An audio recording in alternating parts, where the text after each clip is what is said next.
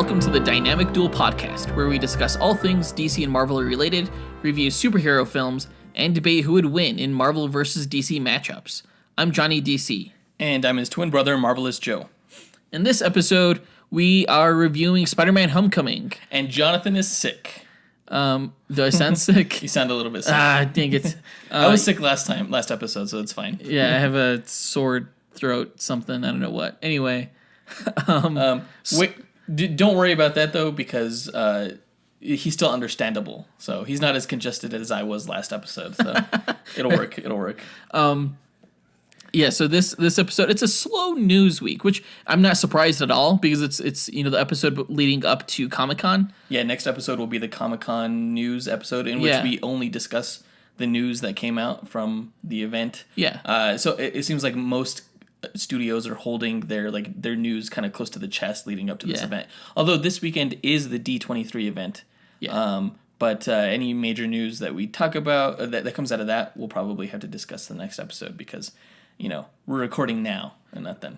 Right. And of course, it makes it even worse because now it's not just the episode before Comic-Con, it's the week before Comic-Con. Right. So our episode will be a week after, and it's just I mean... But between D23 and Comic-Con and all the news that follows after Comic-Con, we'll have so much to talk about. It's going to be ridiculous. But you should still listen to this episode because it's the Spider-Man Homecoming review.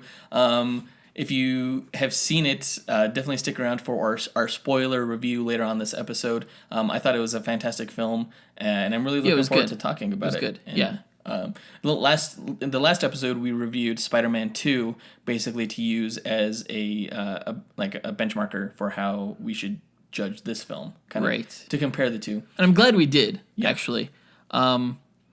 Did you think it was as good as Spider-Man 2? We'll get into that later. Okay. That's the question. Did I think it was better than Spider-Man 2? Well, stay tuned. Stay tuned to find out. Before we get into the review, though, the news we will be discussing is, Samuel L. Jackson has been confirmed to return for Captain Marvel as Nick Fury. Matt Reeves has been answering a ton of Batman-related questions on his press tour for War of the Planet of the Apes. Yes. Uh-huh. So, there's some interesting tidbits that have come from that. I'm going to butcher her name. Melania Vaintrub? Milana Vaintrub. A.K.A. Lily, the AT&T girl. Yeah. She's been cast as Squirrel Girl for the Freeform's New Warrior series. So we'll be talking about her and a few other, roster additions and descriptions. Yeah. And then we're essentially going to go into the Spider-Man review after that. Yeah, basically. I do have some notes regarding the MCU timeline that I would like to go over. And it doesn't quite fit into the review. It's kind of separate from the review, so I'd like to go over that. And I'd also like to go over our review process, which is something that we've never really discussed on this podcast before. And it's sort of evolved over time. Yeah. So, yeah, it would be nice to sort of explain to people our approach to how we rate the films that we see. Basically what differentiates a 4-star film from a 3-star film, basically. Yeah. So, we kind of hammered that out and would like to go over that with you guys. Before we get into the news, though, as always, it's trivia time. Congratulations. I swear we only have 2 guys that are answering these questions consistently, correctly, all the time. Jules Finch, he answered last episode's trivia question correctly, which was, since 1960, what was the first DC theatrical franchise to have a reboot also in theaters? And the same question for Marvel. And Jules Finch got the answers correctly with Batman, 1989, which was a reboot of the 1960s theatrical Batman movie. Mm-hmm. And the first one for Marvel actually was a surprise for me. I was going to say Punisher. And I think one of our answers, I think it was Spees, he did say it was the Punisher. But Punisher. And he was referring to the 1989 Dolph Lundgren movie. Right. And but actually that 1989 Punisher movie did not get released in theaters. It was direct to video. Right. So that didn't actually count. We're talking about just theatrical releases, just theatrical reboots. So the correct answer for this one is actually The Hulk, The Incredible Hulk, which was a reboot of Ang Lee's 2003 Hulk movie. Yeah. So those I would love to review eventually because I did not hate that film as much as other people did. I think it's underappreciated, especially since the whole recast thing. part of me still wishes it wasn't recast, even though I'm extremely... I think I've gone into before why I think Mark Ruffalo is a more successful Hulk than Edward Norton. But, I like Edward Norton more as an actor. Mm-hmm. I don't know. It stems from my Fight Club days. So, this week's trivia question, and if you answer it correctly, you'll get a no prize. But this question is, which two popular X-Men characters were originally created by Dave Cockrum to be part of which DC superhero team, but were rejected? So we're essentially looking for... It's almost a three-parter. We're looking for the names of two popular X-Men characters, mm-hmm. and we're looking for the name of the DC superhero team that they were originally supposed to be a part of. Okay. So we'll be giving a hint later on in this episode for that question. And Jules Finch, since he got last episode's answer correct, he's going to get a Marvel No Prize, which, as you may know, is something that... A Marvel No Prize? No, I'm sorry. He's not going to get a Marvel No Prize. They don't do that anymore. He's going to get a Dynamic Duel No Prize. Yeah. Which is basically, it's a JPEG that we post to our social media accounts that Jonathan draws up in your likeness of you as a superhero, and just talks about how awesome you are. You can answer this trivia question on our social media accounts. You can find us on Facebook, you can find us on Twitter, and you can find us on, where else can you find? Instagram. You can answer this question on any of those platforms. Just search for Dynamic Duel. You can also answer the question by emailing us directly at dynamicduelpodcast@gmail.com. Right. And, if you answer the question, if you have like a specific character that you want me to draw you as, let me know. I'm totally open to hearing that, because honestly, if you're a DC fan, let me know. Please let me know, because I'm so sick of drawing Marvel characters. Well, if you're a DC fan, answer the question, because we've had nothing but Marvel fans answering these questions. It's true. So it's just Marvel's better. So fuck off. I get it. Again, we're going to give a hint later on this episode, so listen for that as well. Let's get into the news. Yep.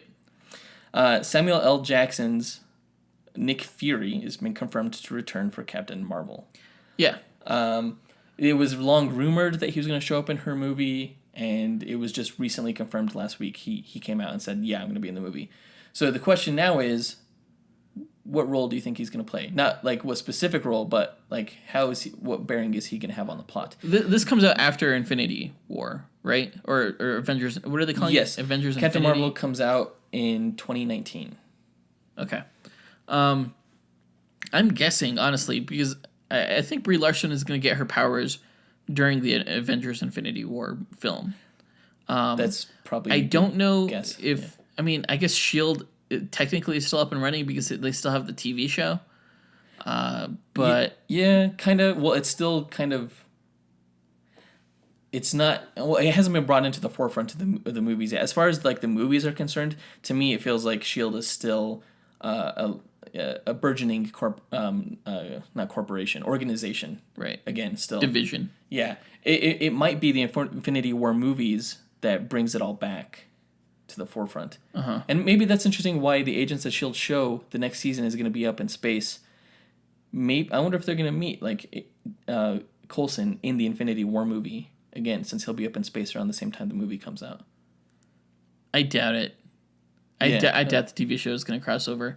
It does seem, though, that since Nick Fury is going to be in Captain Marvel, that you're right. I do think that means that S.H.I.E.L.D. is going to come back. I wonder if she's going to be a S.H.I.E.L.D. agent, honestly, instead of like, because she was in the military, right? Yeah, she was she was the head of security at NASA, and that's part of how she got her powers. That's how she met Captain Marvel from the Kree Empire in the comics.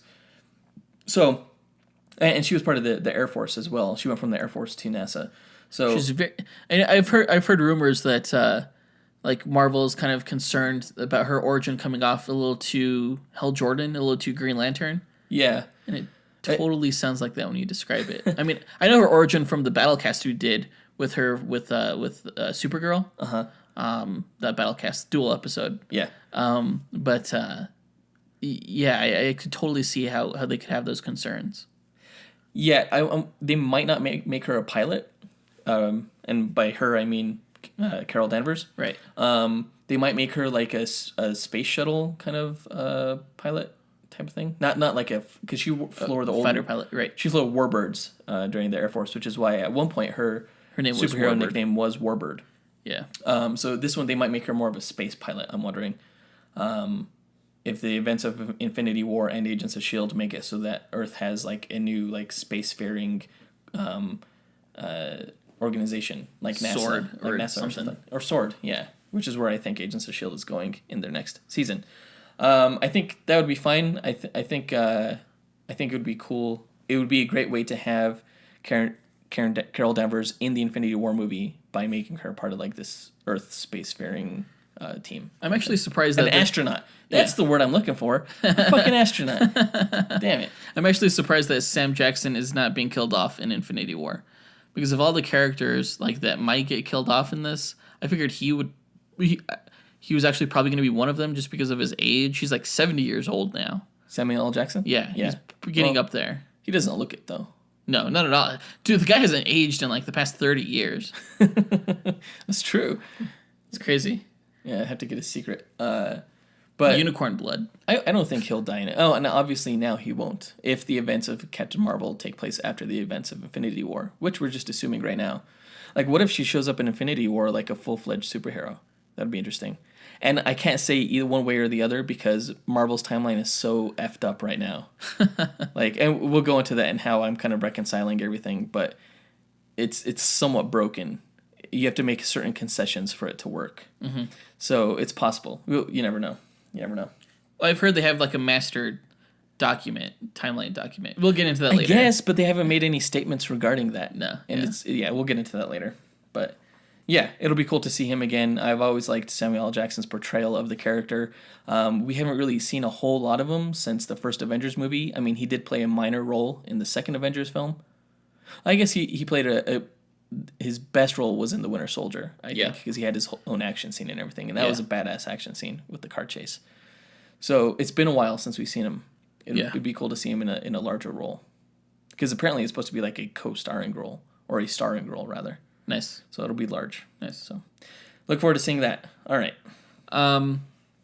So as I mentioned earlier, Matt Reeves, he's doing the rounds promoting War of the Planet of the Apes, and he's getting a ton of Batman questions.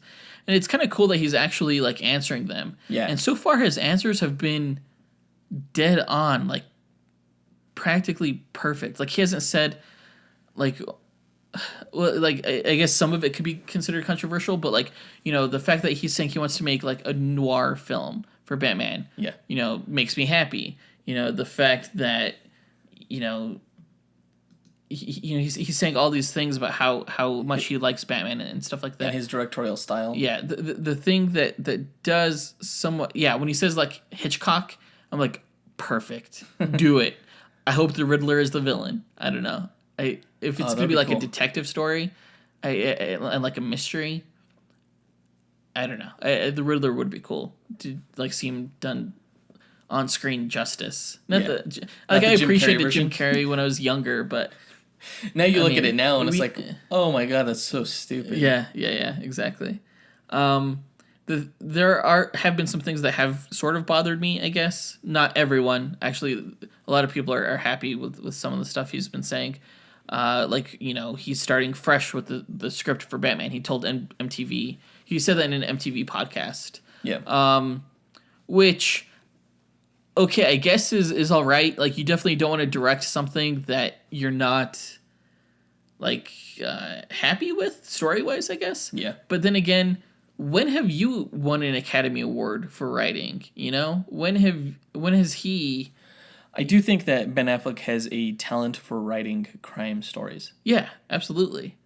So it does surprise me when he's going to throw... And Jeff Johns knows Batman better than anyone. He's one of the best DC writers of the last decade. Yeah. So the fact that he's throwing out the script, that gives me cause for concern. Because, yeah, you have two fantastic writers.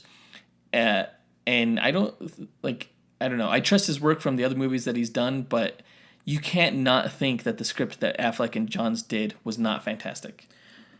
Well, I know, it sort of seemed like Ben Affleck was never happy with it, but still, to, like, throw everything out, like, there has to be something solid in there, something good. And I guess I'm just kind of surprised that, not that Ben Affleck would have any say in what the next director would keep and not keep or whatever, but... Well, he's producing it. Yeah, he's one of the producers. He does have some say. But it just seems like, based off of other comments that Matt Reeves has been talking about, like, he's not really interested in any kind of compromise of his vision. And I think right now Warner Brothers is kind of in a hard place where they can't lose another Batman director. They can't have any more like negative press for the Batman film. Yeah. And Matt Reeves knew that, and his agents took advantage of that back a long time ago when they said Matt Reeves was leaving the project. Well, it turns out that was just essentially extortion to get more control. Where did you hear this?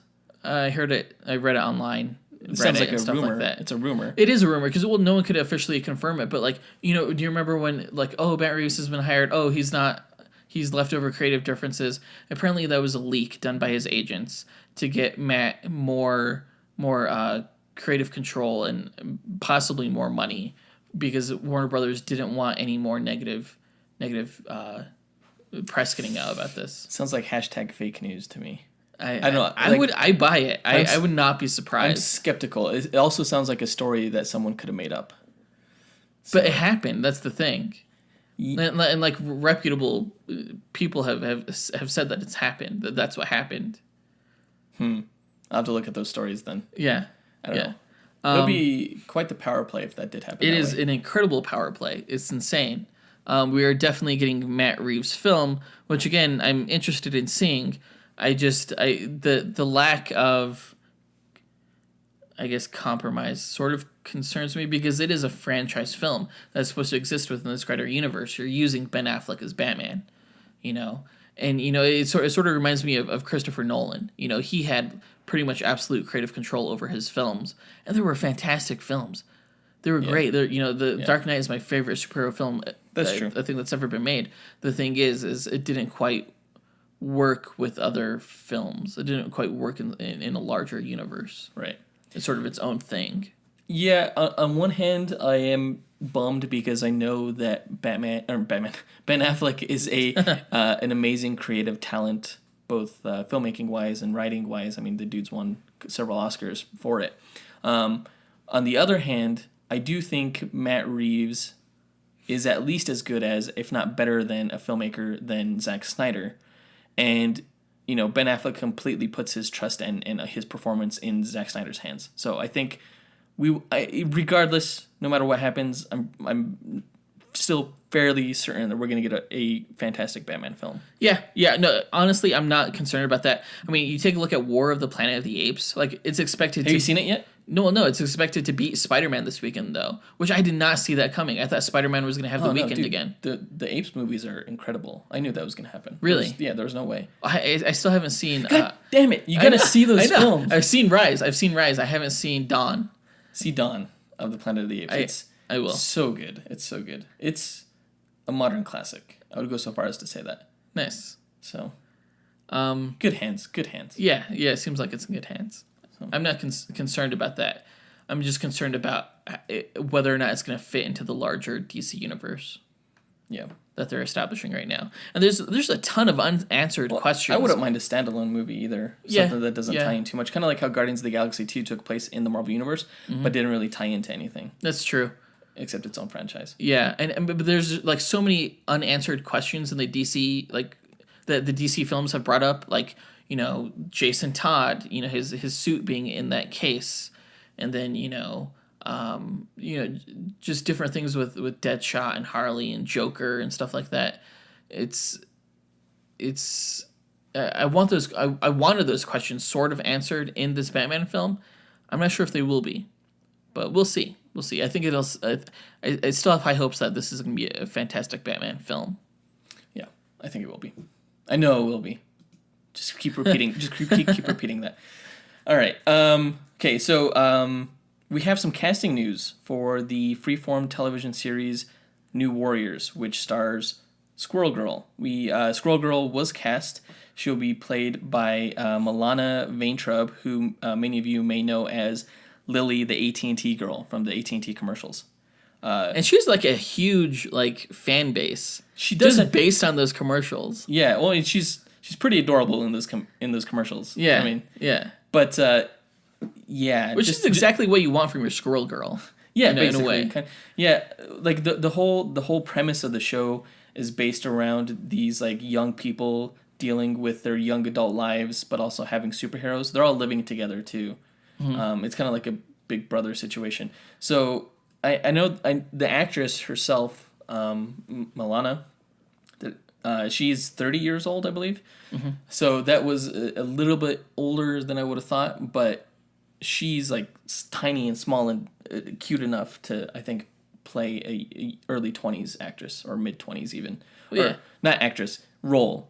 So I think it's fantastic question of casting. I've seen the actress in a few other like small projects as well. Like she did like a small short movie with Jake and Amir from College Humor that I saw, and she's pretty funny. She actually has an improv background.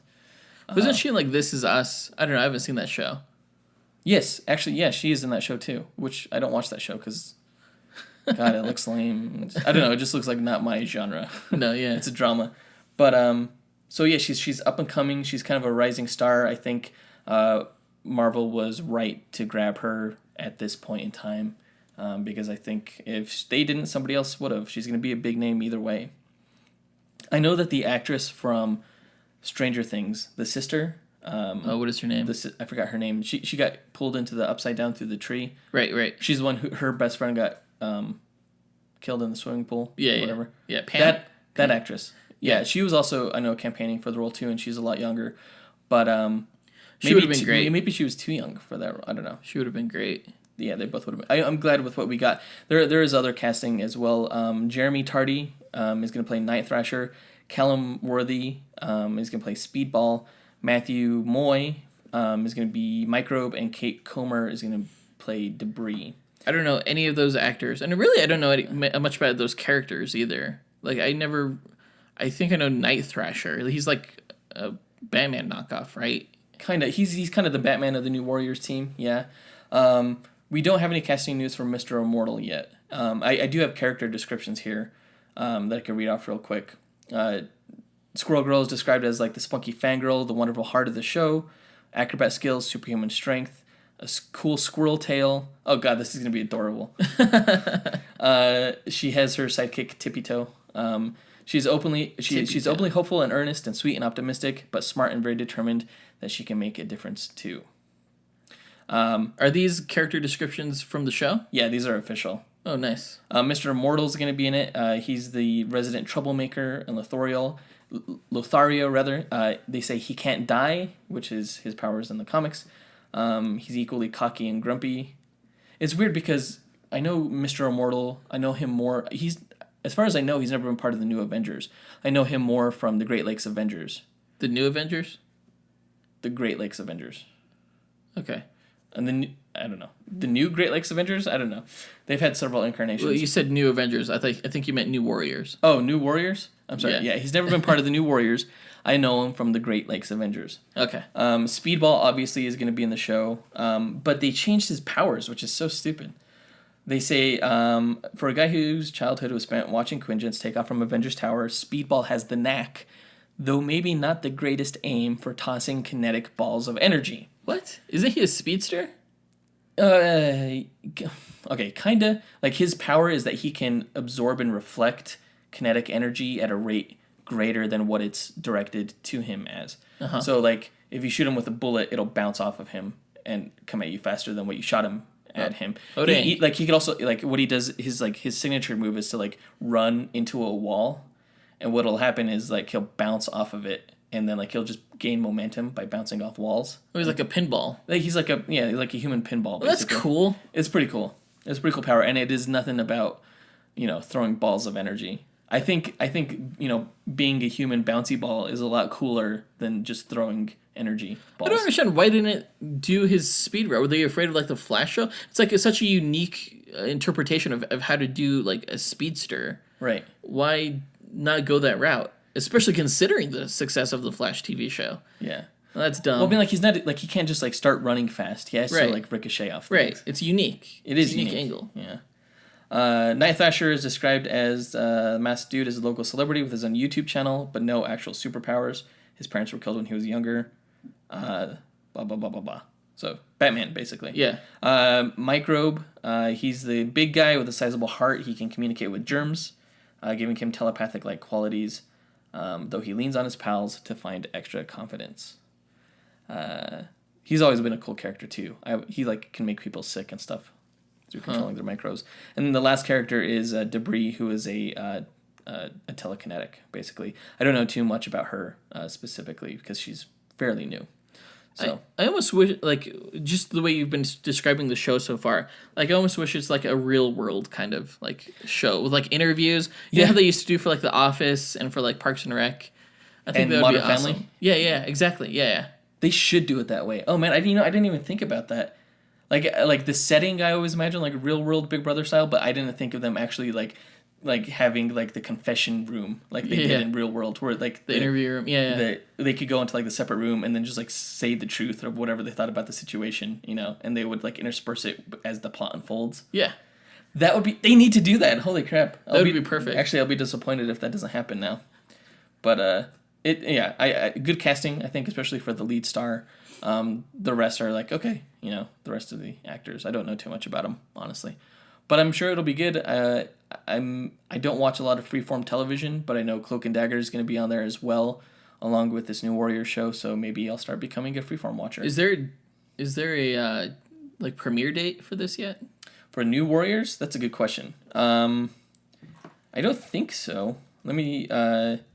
No, none of my sources state any type of release. Your date. Sources? You mean the Google? None of my high confidential sources, exclusive sources state any release date. No, it's in development. You got to assume that it's coming within the next year. Maybe fall 2018. So cool. Or summer 2018. Yeah. Not this year, likely. No, it sounds like it was just cast. So yeah. All right. So actually, that is all the news that we have.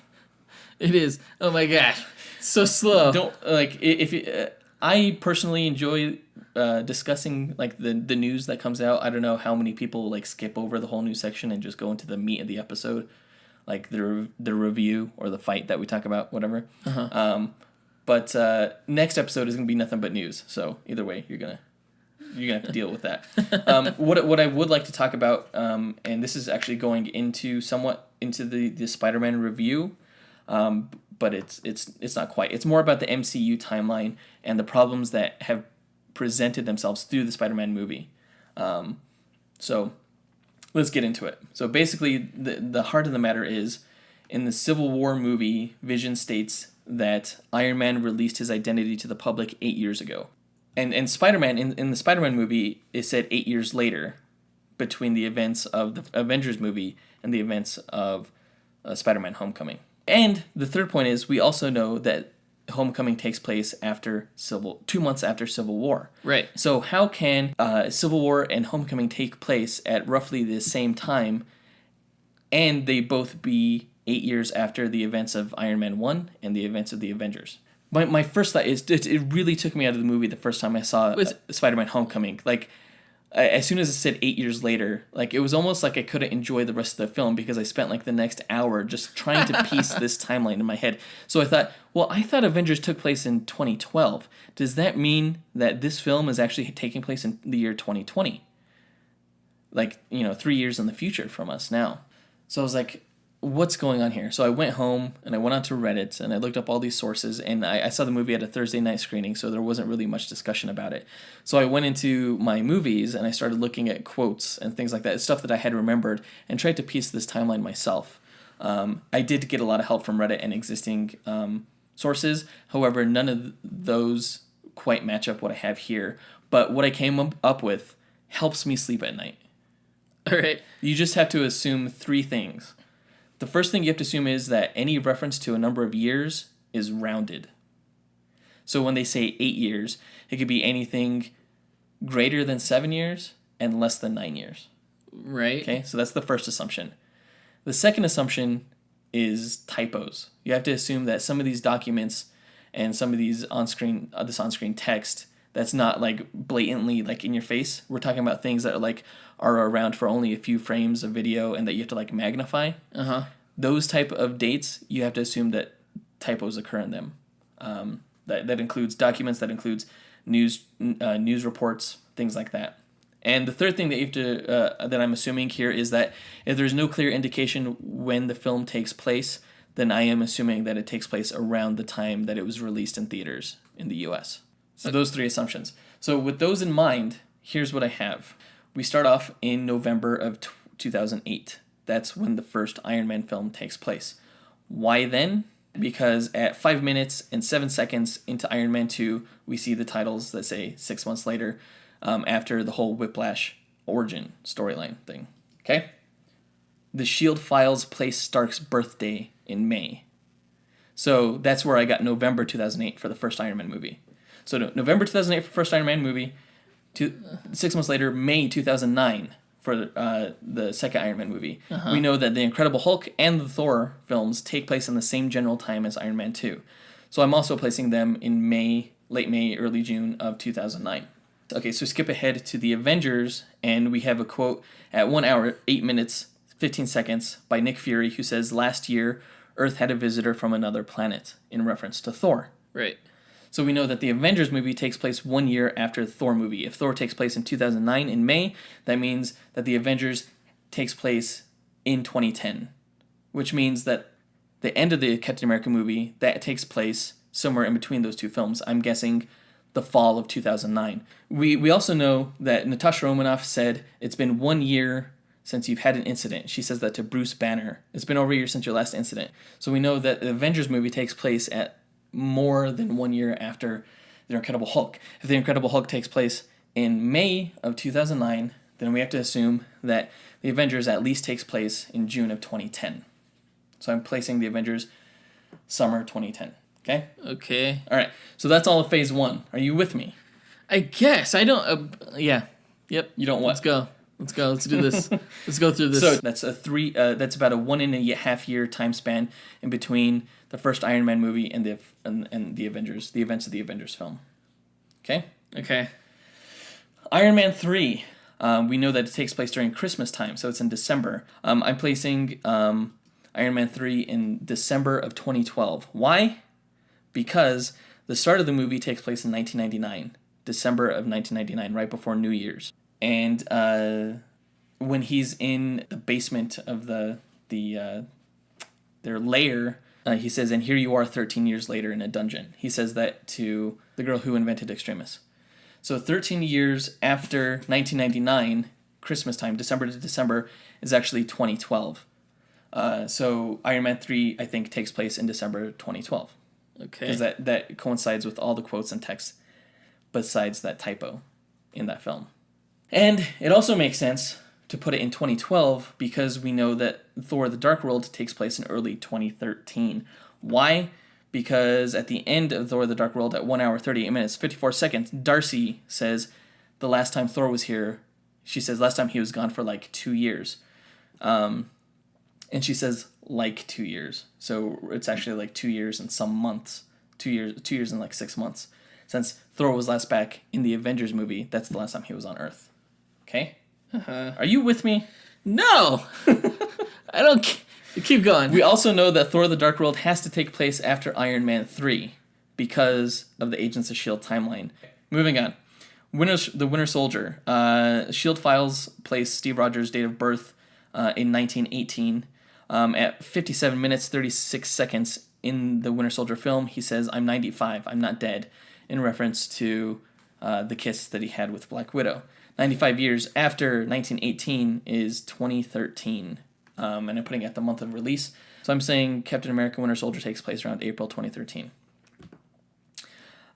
We also know that the Winter Soldier has to take place 4 years prior to the events of Civil War, because in the Civil War film, General Thunderbolt Ross says, "You've been operating for the past 4 years without any supervision," meaning the fall of S.H.I.E.L.D., because S.H.I.E.L.D. oversaw the Avengers prior to that. So 4 years before Captain America Civil War, which I placed in 2017, is 2013. So that's when the Winter Soldier takes place. Guardians of the Galaxy, super simple to place that time. The start of the first film takes place in 1988 on Earth, and then after that it says 26 years later on Morag. So that's 2014 in I'm guessing about August, because that's when the film came out. And we know that James Gunn has repeatedly said that the second Guardians of the Galaxy film takes place 2 months after the first one. So I'm placing that one in October of 2014 is when Guardians of the Galaxy Volume 2 takes place. 2015, that's when Avengers Age of Ultron happens. There's no good reason for that. There's not too many references there. It's just around the time of the theatrical release. That's when the movie came out. We do know that Ant-Man takes place after Avengers Age of Ultron because he goes to the Avengers compound, at which point the Falcon is part of the Avengers. Coincidentally, the film was released a couple months after Age of Ultron. So I'm putting Ant-Man in June of 2015. A few months later, in February 2016, that's when Doctor Strange takes place. We know that for certain. We know the exact time and date, actually, because there are multiple references to it. He has a medical award display case in which he has an award that's dated in 2016. Also, his watch has the time, the date, the month, the year on it. So the time that he got into his accident, it was just after 5:16 p.m. on Tuesday, February 2nd, 2016. We assume that film spans at least one or several years because but he had 7 surgeries in the time before he went to Kamartaj, and 7 surgeries that, if you count the recovery time, that's at least a year's worth of surgeries. And then we assume that his training in Kamartaj took place at a year. So Doctor Strange takes place in early 2016, and it lasts pretty much until the end of 2017. All right, so the last 2 films. Captain America Civil War, it takes place 8 years after Mr. Stark announced himself as Iron Man. Actually, I think the vision is rounding. It's actually been 8 years and 9 months if we place it in 2017 of August. Why do I say August? It's because we know that it takes place during the school year because Peter Parker at 1 hour, 22 minutes, and 6 seconds says, "I got homework."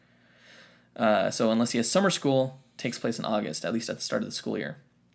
And then that puts it actually right in line with the homecoming dance, which usually takes place in September or October of the school year, and takes place 2 months after Civil War. So if Civil War took place in August, I'm putting homecoming in October. And another good indication that Spider-Man Homecoming takes place in October of 2017 is that at 1 hour, 9 minutes into the film, Karen, the AI in his suit, pulls Aaron Davis's file, Donald Glover's character. He's listed at 33 years old with a birth date of April 1984. So between that and the 8 years after the Avengers, it's actually been about 7 years and 4 months, and the 2 months after Civil War, we can definitively state that Spider-Man Homecoming takes place in 2017 of September or October. So in the future. Yeah, a few months. Yeah. Yeah, I heard recently that actually Peter Parker makes his MCU debut in Iron Man 2. Yeah, and that would put him at around 5 years old, I think. So Iron Man 2 chronologically took place in 2009 of May. So if Spider-Man is 15 in 2017, that means he was born in 2002, which means that during the events of Iron Man 2, which took place in 2009, that means he would have been 7 years old, which looks right around that age that kid was. Yeah. So that's it. That's what I spent my past week putting together. Hopefully nobody's eyes glazed over that. Mine did. Dude, I was so upset after that movie came out. Like the only thing I could think about was how could this movie and Civil War take place at around the same time, and yet both of them be 8 years after both Iron Man and the Avengers. It didn't make sense to me. But actually, if you put all this together, it does make sense. You just had to round a few months. You know, John Watts has said recently in an interview that like Marvel has a literal like scroll, like a timeline scroll that like is longer than like a conference room table of like all of the MCU's time, like going back to the creation of time. Yeah, which is why it didn't make sense to me when I saw 8 years later, because the general assumption among everyone was that Avengers took place in 2012, until you really look close at it and see that it had to have taken place in 2010. It just I was like, okay, so either I don't know something about the timeline, or they just really screwed the pooch on these big giant letters across the screen that say 8 years later. Like, did they not have an editor or somebody check that? I guess they did. Maybe. I don't know. Either the timeline is broken or my timeline is correct. They're films, dude. Just don't worry about it. That's what everybody else was saying. You don't get this worked up Like, over like the X-Men timeline. Dude, well, X-Men timeline is just effed. You could just write that off as effed. Like, that doesn't make any sense. But these films have some semblance to, natural time. Like, real world time, Okay. So, yeah. Like, everybody I saw this movie with at the theaters was like, oh, 8 years? Yeah, whatever. I don't really care. I'm like, seriously? What happened? Did Doctor Strange, did the events of Doctor Strange, F with, the whole chronology of the MCU timeline? Yes.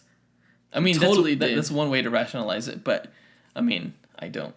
This works for me, this timeline that I made, and I will make a graphic of this, and I'll post it on our Instagram and on our Facebook and social media and stuff.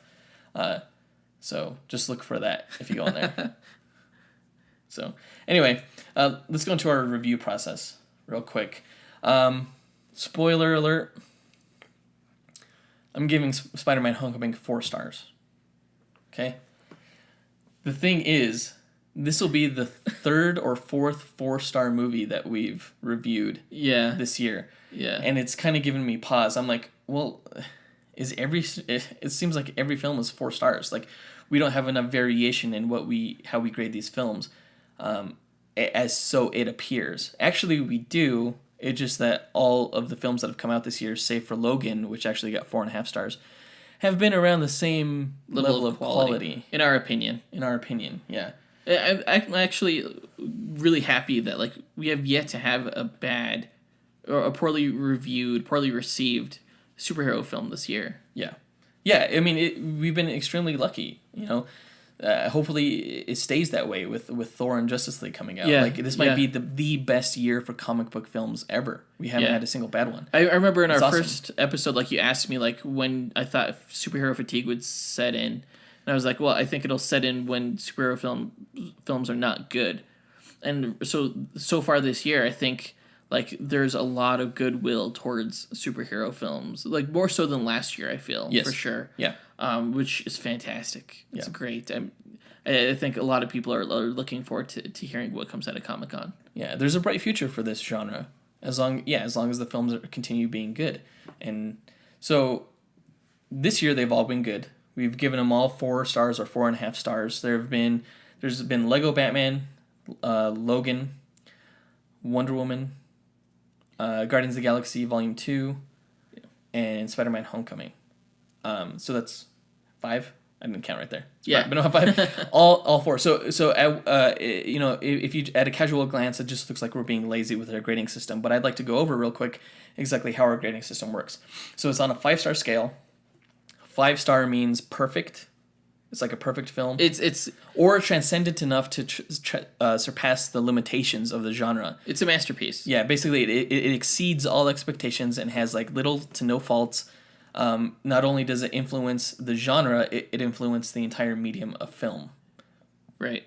And the only movie that it's we have a really there, high standard. Yeah, the only movie that we have there is The Dark Knight. Spoiler alert. Eventually we'll get around to that review, but yeah.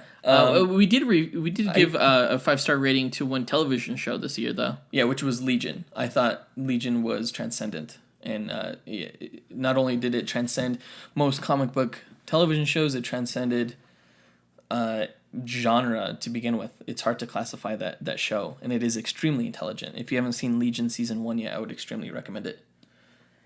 But we're not talking about TV shows for this. Right. Say. So Dark Knight is an example of a 5-star film. An example of a 4.5-star film. So the way we classify 4.5-star films is 4.5-star films are exemplary. They're not perfect, but they're substantial and influential, not necessarily within the medium, but within the genre of superhero films.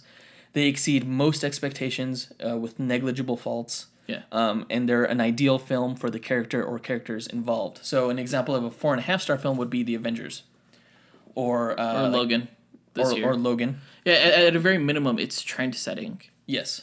Yeah. At least for the genre. Yeah. Yeah. So 4 stars, which is what we've given a majority of our films this year. A word to describe 4-star films is great. It's a truly enjoyable film that is only set back by a minor issue, such as pacing, adheration to formula, lack of gravitas. It's not quite ideal, but nearly there for the character. An example of a 4-star film, we've given plenty of them, but Wonder Woman would be a 4-star film. Doctor Strange. See, I still waver on Doctor Strange. No, fuck you. Doctor Strange is fantastic. It's nearly there. It's just a hair's breadth away, I think, from being like a 4.5-star film. It sits comfortably between 4.5 and 3.5. It was a great film for Doctor Strange, I think. It could have gone even further. It could have been even better and been a 4.5 or 5-star film, but it wasn't. It was 4. It's 4. Yeah. Okay. So like Doctor Strange, Wonder Woman, BVS, the Ultimate Edition, we gave 4 stars. Guardians of the Galaxy Volume 2, we gave 4 stars. So what's the difference between a 4.5-star and a 3.5-star film? 3.5-star film, we say, is not great, but it's good. It has the right intentions for the characters involved, and definitely succeeds as a piece of entertainment. So if nothing less, it's at least very entertaining. It may suffer from 1 or 2 minor issues, but not cripplingly so. So an example of a 3.5-star film is I put Avengers: Age of Ultron. On DC side, like Constantine. Mm-hmm. So, I mean, it's good. It's not great. Like, it could have been so much more, but it's entertaining and it's decent enough for the characters involved. I think we gave Batman v Superman, the theatrical cut, 3.5 stars. No, we gave that one 3 stars. We did. Yeah. So going into 3 stars, 3 stars is adequate. It's an acceptable film that gets a majority of things right, despite some questionable choices. Usually compensates for its issues by excelling in other areas. So that's your BVS theatrical, your Green Lantern film, your Suicide Squad film. I put Iron Man 2 here and X-Men Apocalypse here as well. We actually gave Batman v Superman, the theatrical cut, 3.5. Oh, we did? Yeah. Oh, I have this in the wrong area then. You're correct. 3.5 stars. Let me move that real quick on my little spreadsheet here. Because I remember it was a half-star rating higher than what we gave Suicide Squad. Oh, that's right. And a 0.5 star less than what we gave the Ultimate Edition. Right. Okay, it's 2.5 stars. This is a questionable film. It's full of questionable choices. It's right in the middle of the 5-star grading scale. It may have some entertaining moments that work well for the characters involved, but it has just as many disappointing ones. So this is your Superman Returns, your X-Men: The Last Stand, your Hulk 2003 film, those type of movies. That's 2.5 stars. 2 stars. That's a poor film. It suffers from a handful of truly bad decisions. It might be held up by a few redeeming qualities, but overall it's disappointing. A disappointing experience. That's where I put the first Fantastic Four film, where I put Ghost Rider, where I put Spider-Man 3, Punisher Warzone, those type of films. 1.5 stars is inferior. It's a bad film. Little to no redeeming qualities, spends a vast majority of the runtime getting things wrong, and is not nearly the film it could or should have been. That's, on the DC side, it's Jonah Hex. Mm-hmm. It's Blade Trinity. It's X-Men Origins Wolverine. Those type of horrible films. Isn't it Fantastic Stick? Where do I have? Actually, I have Fantastic Stick at 2 stars. So disappointing. Poor, yeah, disappointing. But I don't have it quite as bad. I mean, the first 10 minutes of the Fantastic Stick is horrible. After that, it's decent, and after that, it goes back to bad again. It wasn't quite as bad as, say, X-Men Origins Wolverine, though, I would say, but it's still pretty bad. Don't get me wrong. Okay, 1-star films. This is abysmal, absolute garbage. Not only fails as a representation of the character, but as a piece of filmmaking itself. It has no redeeming qualities and likely damages the genre of superhero films. That's Catwoman from 2004 with Halle Berry. Yeah. As well as Man-Thing, which actually wasn't released in theaters, but it was released on the Sci-Fi Channel though, and it came out on DVD. That was pretty bad. So those are 1-star films. There's no other 1-star Marvel film? No. Nope. Man-Thing is the worst. Okay. Elektra is 1.5 stars, alongside X-Men Origins Wolverine. I consider those 3 the worst 3. Elektra, X-Men Origins Wolverine, and Man-Thing. I consider those the worst Marvel films. Okay. So, but only one of them got 1 star. So, 1 star should be as rare as 5 stars, basically. Yeah. So, 5 stars are like a celebration of the craft and art of filmmaking, like The Dark Knight, and 1 star is like it makes movies look bad in general, like Catwoman. makes the genre look horrible. Makes people not to want to watch superhero films anymore. So that's pretty much it. So yeah, basically we've had a lot of 4-star reviews this year, but they all fall in line with this description, I think. Yeah. So with that in mind, yeah, spoiler alert for how we're reviewing Spider-Man: Homecoming. But let's go ahead and talk about the film and why we gave it 4 stars. Yeah.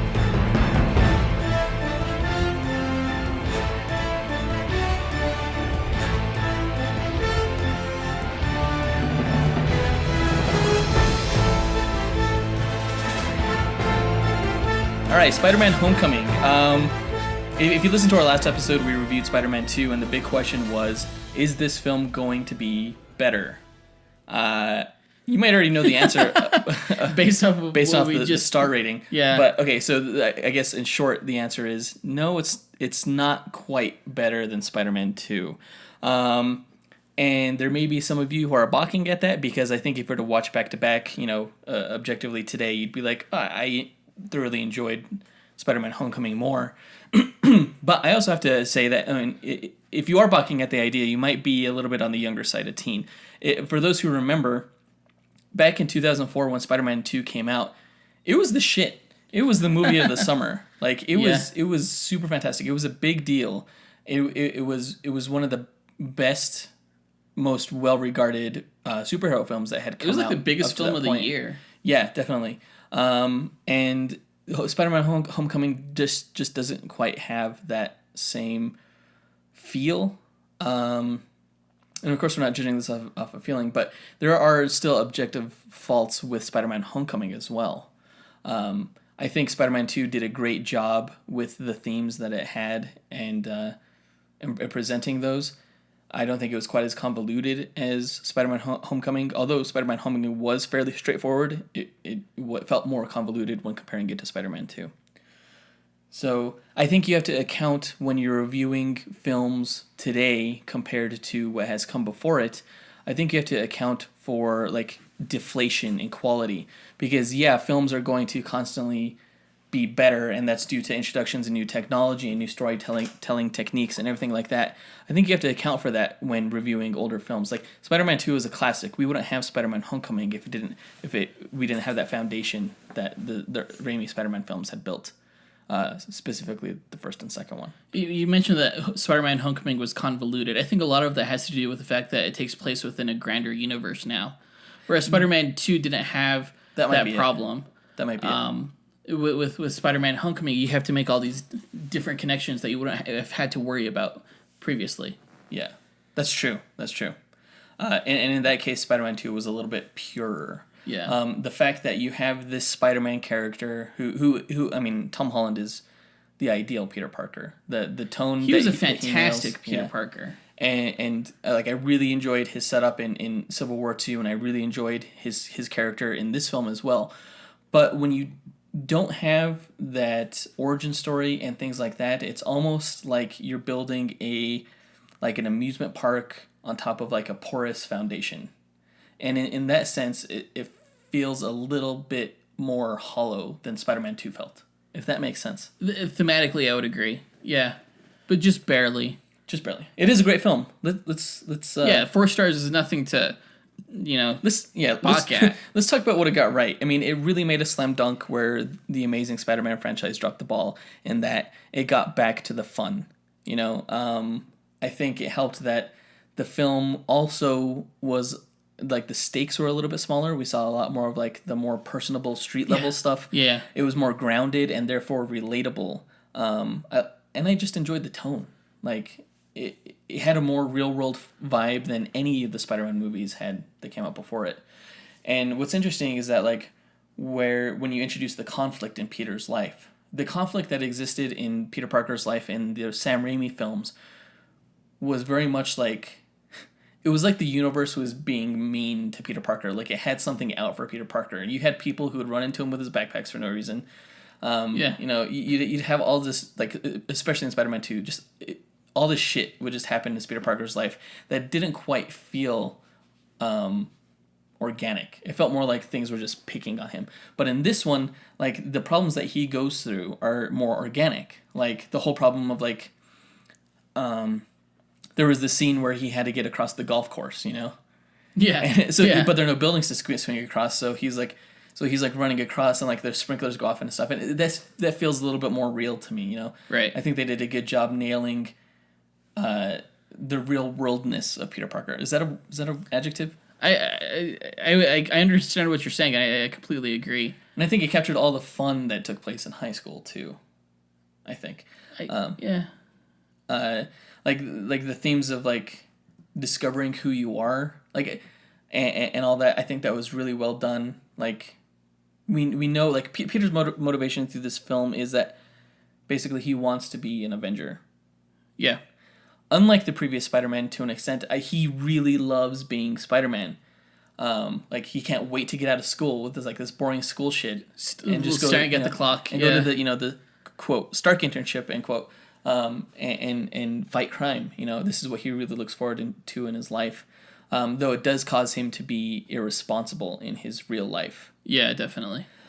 So like his over eagerness to prove himself kind of leads to some catastrophic events, like with the whole Washington Monument thing. Like, make no mistake, that was Peter's fault that whole thing blew up. He told Ned to hold on to that power core, right? And the whole Staten Island ferry thing. The feds were on it. He didn't need to be there. He screws up a lot in this film. He has a lot of growing up to do, and that's kind of the lesson that he learns at the end of the film when he chooses not to be an Avenger. He learns. He's kind of humbled by all the events that take place, especially with the Vulture, and he learns that he's not quite ready for the big leagues yet, and he makes the very adult choice to kind of stay as the friendly neighborhood Spider-Man. And I think he had a tremendous arc throughout this film. Yeah, it was a solid arc for sure. You definitely, like you said, he grew. He's not static. Whereas I think a lot of superhero films sort of like can fall into that trap of having a static character. But he definitely is not the same person at the end of the film that he was at the beginning. Yeah, definitely. And I agree that it totally like felt. You mentioned earlier that it felt really personal, and I think a lot of that has to do just again with the stakes of the film. These are not Avengers level stakes, and they go out of their way to say that, like, this isn't a job for the Avengers, which I think was really well done, because you want something threatening, but you didn't want it to be so bad that the Avengers need to take notice. And whereas like in Spider-Man 2, like, oh, the city's at stake. Oh, in Batman Begins, oh, the city's at stake. Oh, in Amazing Spider-Man, everybody's going to turn into lizards. Right, exactly. There was like none of that going on. Exactly, no, there was none of that bullshit. And this one is just, there's these, he needs to stop this guy. And the Vulture, Michael Keaton as the Vulture, the villain, was fantastic. He felt so real. He felt like such a great, like, real villain with a real motivation. Yeah. It was easy to empathize why he turned to crime. Like he's basically like Walter White, without the cancer. Yeah, exactly. He's like a guy who fell down on his luck, and you feel bad for him. He's just a working class man who put out these contracts. He finally got a big gig and everything like that, and then all of a sudden, the guy who helped cause the damage is now being paid to help clean it up. Right.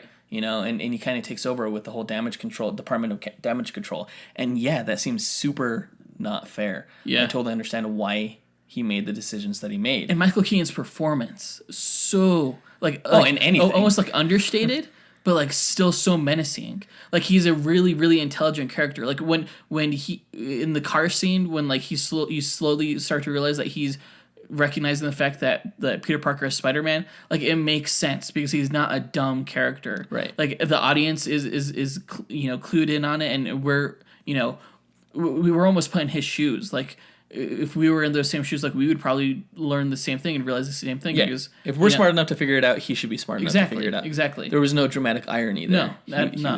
He was intelligent. That was actually one of the best scenes of the movie, I thought. Really sinister when he pulled the gun out on that kid. I was like, oh fuck.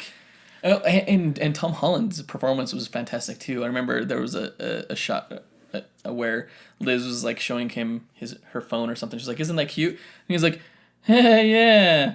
And like he goes back to like his like oh shit mode. Like, yeah, that was really smart that he left his phone in the car. It really well written story. Yeah, I'm I would agree. really glad that Marvel took over from Sony because You can see the damn, difference. they have some good writers. Yeah, Really good writers. It's if it wasn't apparent before, it's super apparent now that they understand their characters better than anybody else does. For sure. They understand the appeal. They understand their mannerisms, their speech, their everything. Because this is as close to comic book Peter Parker that we've gotten so far.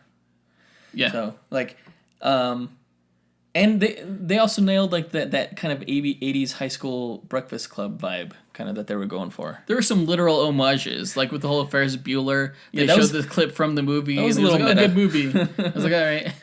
Like it was like just in case you didn't realize what we were doing. Like here's us hitting you over the head with it. Yeah. And that was a little clumsy, but I mean, because I actually thought that because I was like I knew that there would be kind of like homages to those movies in this film, and so when he was like jumping over the fence and stuff like that, I'm like, oh, this is just like Ferris Bueller's Day Off. And the next thing you know, they're showing a clip from the movie, and I'm like, okay, well, I guess not everybody would get that. I don't know. It is kind of nice that they explored an aspect of Peter Parker that we haven't seen before in films, and that's like navigating through suburbs.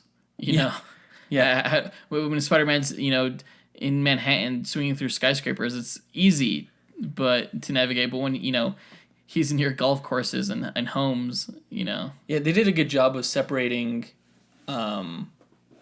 this film from the previous Spider-Man films in terms of what we've seen Spider-Man do. Oh yeah, totally. Yeah. And I thought that's kind of what makes this whole movie special is that it's so easy to forget those past films now. Especially the Amazing Spider-Man films. Like, I wouldn't even really care if I ever saw those again. Just because I think what we have here... Actually, as a matter of fact, like this makes me appreciate the Raimi films more just because this film was closer in tone to what those were. Yeah. Than the Amazing Spider-Man. Like, the Amazing Spider-Man was this like weird experiment to try to capture the magic of like the Dark Knight franchise, I think. And so they made everything dark and grim, kind of. Yeah. But even with like the posters that they did, right, and stuff like that, Right. So, so going back to capturing that whole real feel, like real high school feeling, like what it felt like to be young and in high school. I think we've all been there when we were young, like excited to move on to the next thing, get out of high school, get out into the real world, and then when we get there, we wonder like, what was all the rush? Like, why was I so eager to grow up so quick? And that's something that we all learn. It's all part of the maturing process. Yeah. And so when you see that happen to Peter in this film, it's very much relatable, and I really appreciated that. When I go to work now, I'm like, oh man, like I'm looking at the clock. I'm like, oh, when do I get to do the podcast? It kind of felt like the same thing. But I do have to say that this Peter Parker is by far the least nerdy outcast Peter Parker that we've seen. As a matter of fact, I wouldn't even go as far to call him a nerdy outcast. He seemed just like a normal kid. He was like me. With a normal group of friends. Yeah, just like us. We were in the same like club in school, the Knowledge Bowl Club, Yeah. where you like ding and answer trivia questions. Yeah. I found that super relatable. I would agree. He wasn't. He had like a clique that he belonged to, which strangely enough was like the same clique that the hottest girl in school belonged to. Yeah, and he got to take her to the homecoming dance. That's not something that I could see the other Peter Parkers in the other films doing. Like, when she said yes, I was really thrown off by that. I was like, really? But this is Peter Parker. You realize that. What did you think of Flash Thompson? I don't know the actor's name. He was in the Grand Budapest Hotel. Okay, well, let me say before I go into what I thought of him, of all of the like younger actors that Tom Holland had to work with, I think he was the most convincing in terms of just his acting ability. I think Tom Holland was acting circles around all of the other cast. I wasn't a big fan of the actor who played Ned or Liz or really anyone else besides Flash. Yeah. Flash was good. Flash was funny, and he was a real bully. Like he's like the bully like I was familiar with. Like no one ever threatened to like beat me up in high school because, unless I tried to fight them back or something. But there were guys who like were just dicks for no reason. Yeah, basically. Yeah. That felt. That was a little bit closer to home too. Penis Parker. That was funny though. That's like something that felt very real world too. That's like something like a bully would come up with. Yeah. I did like his interpretation of or the movie's interpretation of that character. It worked really well. Yeah, I don't think he'll ever become Agent Venom. He might. You never know. I heard that kid put on like 60 pounds of muscle for this movie. For what? Why? I don't know. Just to be slightly more intimidating. More intimidating. Interesting. Yeah. Or maybe it was 60 kilograms. I don't remember. I just remember the number 60 kilograms is very different from 60 pounds. Yeah. How many kilograms are in a pound? It's, I think it's almost close to half. I'm Googling it right now. Let's see how much weight he put on.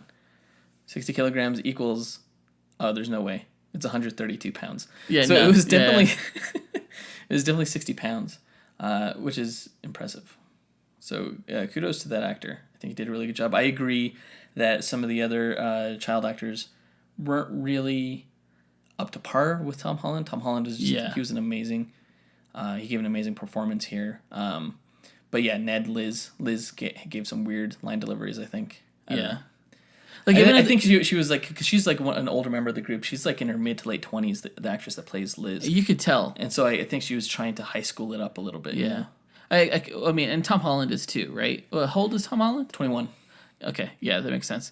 I feel like even towards the end, like when you see Liz and her mom leaving the school with like a box full of stuff, and Peter Parker goes up to her and like, if this was the Tobey Maguire movie, she would have just like ignored him, just kept walking. Like it would have been tragic. Yeah. But no, like they had to have some kind of like reconciliation at the end. Like it wasn't tragic enough in some instances, I thought. It's like, yeah, because she's like, I hope you get over whatever is going on with you or whatever. Yeah, he like stood her up. Like she has every right to be like. She was kind of a better person than he was. Yeah, yeah. Well, at least in the context of that she's familiar with from her perspective. Right. So it's like she didn't really owe him that. She didn't need, to. I don't know. There are some instances where I kind of felt like this could have stood to be a little bit more tragic. I think it would have been if you had some more emotion there. If you would have like really felt that gut punch of like, oh, Liz is now, she now rejected me, and I deserve that. And it's just part of being Spider-Man. Yeah. It's the sacrifice you make. That's what Spider-Man 2 had a lot of. Yeah, exactly. That kind of stuff. All right, since we're on this topic, let's talk about Michelle. Why is she in this movie? Exactly. We've since the movie has come out and we had the whole "Call Me MJ" line, and we've had Kevin Feige being quoted as saying she's not MJ. We just thought this would be a funny gag. She's not Mary Jane. Yeah, she's not Mary Jane. I'm sorry. Then the question is, why is she in this film? She had no reason to be in the film. I mean, but aside from like comic relief. But here's the thing: just like snarkiness. Yeah, Zendaya. She's a huge part of the promotional tour. She's heavily featured on the posters. She's one of the top credited actors in the film. Yes. So if she's not going to be Mary Jane, why is she in this film? She had no bearing on the plot at all. At all. I initially thought that so the film opens with Michael Keaton's the Vulture character showing the Tinker his I guess daughter's illustrations of the Avengers. Yeah. And then later on they show Zendaya like in detention sketching people's in conflict. Yeah, so I thought that she was his daughter. Well, it was rumored for like a couple of weeks before the film came out that she would be his daughter. I don't think I read that rumor. I may have like unintentionally picked up on it, but like during the film, it was a genuine like shock when Michael Keaton's character, what the hell is the Vulture's name? Adrian Toomes. Toomes, that's right. Yeah. When Toomes opened the door for Michelle, because not Michelle, for Peter. Well, for Peter at what's her name? What are you trying to say? Liz's house. Okay. He's Liz's father. Right. It was a genuine shock, but again, like the once that happened, I was like, wait, so why is Michelle in the film? At that moment? Yeah. Yeah. Honestly, I couldn't say, like, if you asked me, I think that she's still playing Mary Jane. I think that she's going by Michelle in this movie for some reason. They'll invent something. Maybe her family's in the witness protection program or something. But I don't think you have Zendaya in this film and have her build the way she is, have her promoting the film the way she is, without some sort of payoff. I think they're playing the long game here. I think it's going to be it's a double bluff. I think she's still going to be Mary Jane because, again, why else would she be in this film? There's no reason for her to be in the film except for a few laughs. Barely. I think I think she's attractive enough to be Mary Jane. She could be a model. She is a model, actually. I still think she's Mary Jane. You totally had me convinced that, like, leading up to this, that, they were going to pull an ugly duckling, and, like, during the homecoming dance, like, she was going to... I thought that, too. And totally anything like that happened. There was no reason. Well, because there were, like, set reports of what her outfit was during homecoming, and, like, apparently she looked amazing. And, yeah, she looks amazing because she's Zendaya, and she just naturally looks amazing. But it had nothing to do with anything, She was not his date to homecoming. Right. She flipped him off. Right, exactly. I mean, and that was hilarious, but again, it was so non sequitur, just like every other line that she had in this film. Yeah. And it's like they didn't even pull like a She's All That, like, where she went through like a makeover or anything like that. She was still the same. Right. Telling you she's MJ. They're double bluffing. She's gonna come around like during like. Well, then that's just a horrible way to do MJ. I think it'll pay off dividends later. Like, it doesn't seem like good now, but imagine like 2 movies down, all of a sudden she comes back and she's a bombshell, and you're like, oh yeah, it's that nerdy girl from the first movie, the snarky rude girl. Yeah, and her relationship with Peter, like they kind of have like this kind of banter between the two, and I think he just showed no interest in her, and I would hate for them just to like. Oh, he only has interest in her when she's made up, when she's that's true, dressing in the latest fashion and looks like a model. That's rude. That's messed up. It's a good character arc though. It's good character development. Like she could, like you hear the stories all the time with those people in high school who were one way, and then you meet them later down the road, and they're like wow, you are nothing like how you were in high school. Yeah. He needs to start showing some interest in her, though. I'm calling it now. You're probably right, but again, if they're gonna do it where he's only attracted to her because when she's attractive, when she's attractive, when she's more attractive, he needs to be attracted to more than just her looks. He needs to be attracted to her as a person. They might set some of that up in the next movie. You never know. Yeah, we'll see. Maybe they do some like reveal where she does get a makeover, and when he opens the door to her and she looks completely different. His face, he just hit the jackpot. Maybe they're going that route. Maybe that's how they want to debut the like the comic book Mary Jane. Accurate Mary Jane in a way. Yeah. With Zendaya. I don't know. I guess you maybe you're right. There's a way to do it. They didn't need her in this film. You could have introduced Mary Jane later, I think. I don't know. Yeah. What did you think of Mary Jane? Or, I'm sorry, Aunt May. I thought the way they did Aunt May was horrible in this film. What? Yeah, that was freaking horrible. What are you talking about? Why? I thought it was fantastic. Marissa Tomei, like, trying to be, like frumpy and ugly. It just doesn't work. I'm not buying it. She doesn't look like she's purposefully being. She just looks like a normal person, I think. I thought she was fantastic in the role. No, I do not like this interpretation of Aunt May at all. All right, keep going. Why? Just because of the frumpiness? No, I think she's too young. She's not too young. She's not Aunt May enough. She's not Aunt May enough. How is she not what is Aunt May to you? Who is Aunt May to you? I don't know. Someone who's like almost like borderline senile, Oh my god. See, no, I don't like that version of the character because why? That makes Peter Parker more of an asshole. How? The fact that like he has this aunt who's like almost dead. No. Like at home alone all the time, abandoning her. Like this seems more like she fulfills the role that she needs to, which is basically the doting aunt who is constantly worrying about Peter. She doesn't need to be geriatric to fulfill that role. And she's his mom's sister. She is the right age. She's not supposed to be like 90. In the comics, they've been slowly de-aging. Like she's in the early comics, she was like 90 years old. Her and Uncle Ben. But in this version, but later on in the comics, and especially like in the Ultimate Comics, she's like earlier. Like she's like in her 50s, which is like what Marissa Tomei is, I think. Yeah. So yeah, it fits. It works. If anything, though, I would put her hair up in a bun. Yes, I would definitely have appreciated that more. Yeah, she just didn't. It was like Aunt May in name only to me. Like she just didn't look the part. She didn't look the part. She didn't act the part to me. She just I think she looked the part minus 20 years. I think she acted the part very then well. At the very end, like the last scene, the last line. Yeah, where she's just great. like, what the fuck? Okay, so first of all, part of me was bothered by the fact that they made that reveal in this first film.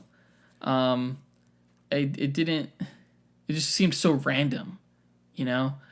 And then like her reaction, like Aunt May does not use that word. I'm sorry.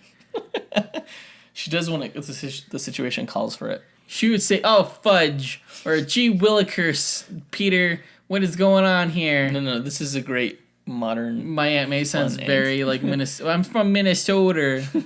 You can't do that there. I appreciate the fact that they did the whole Aunt May reveal thing in this film because, well, first of all, it's kind of overdue. We've had, 5 movies that have come out where Aunt May doesn't know, although she's like heavily hinted. They've always gotten they've walked that line on whether she knows or not. And we know since, I think it was like 2001 in the comics, Aunt May has known that Peter Parker is Spider-Man, and it has set up a lot of fantastic stories and a whole new interesting dynamic between those two characters. You don't want to have her just doting on him all the time. I think this opens up a whole new potential for great stories, a great relationship between the two. Well, like even in the comics, I remember when they revealed that like she walked in the house after he just got like a thrashing, and he was like all beaten up, and his suit was on the floor, and this reveal, it was just like an awkward scene. Like he's walking around in his suit and he turns around and he's just like looking at the window. Then all of a sudden, like she's there. Like wouldn't he have seen her before he turned around? Because it's not like she just moved into place. No, he was facing. He was facing the opposite direction. Well, he turned to face the opposite direction. Yeah, from facing at the left hand. From facing the door. No, he was walking towards the door. Then he turned around. Anyway, she could have came while he was turning around. I guess. I don't know. Really, you're hung up about that? That's the weirdest thing. The whole scene just kind of like was fantastic. No, and hilarious. It wasn't like Spider-Man swinging off into the sunset or anything like that. It was just like Peter Parker just like turning in his room and staring out the window. It was weird. He was doing his hero moment. Like that was the culmination of the character.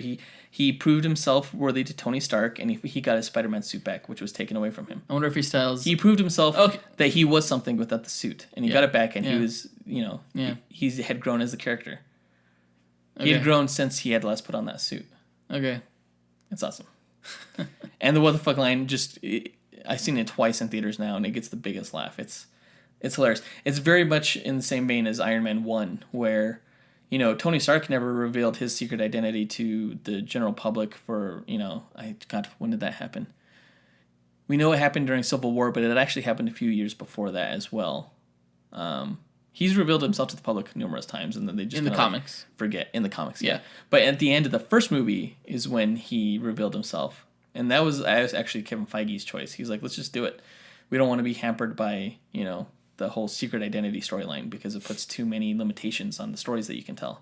So they decided to do that, and it paid off dividends, I think. I think it'll pay off dividends this time as well in the next movie. I hope the next movie takes place right after this movie ends. Yeah.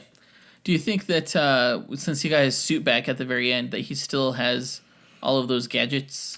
That's a good question. Do you think he still has Karen? I there was a line that he said at the gas station when he had just unlocked all the features of the suit, where he's like, "Oh, Tony, you overdid it." Yeah.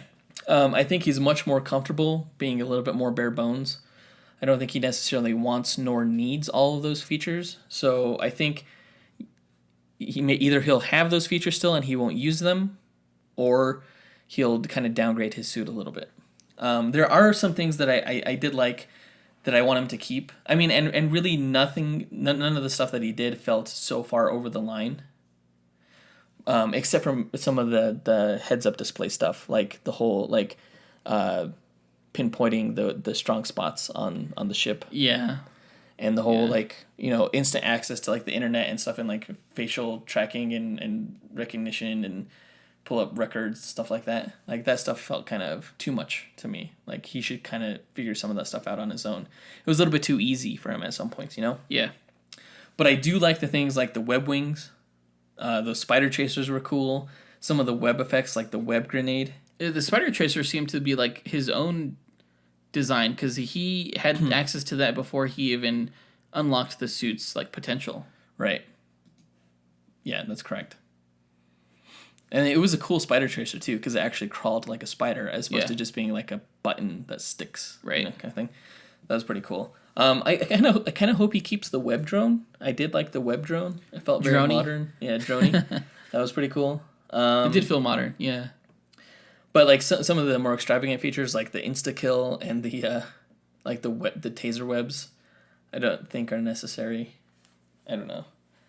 I think Karen was kind of unnecessary. It's hard to I feel like they introduced her so that he would have some kind of internal dialogue. Yeah, which is you can't do the same internal dialogue in a movie that you in the comics that you in a movie. Wait, what am I saying? In the movie that you have in the comics, right? So it was a way to get around that. Like and like a lot of the suit features like were a way to like express things in the movie. Like the whole eye thing. It was a way to express emotion in the movie that you would often see in the comics. And like none of the other spider suits had the eye thing.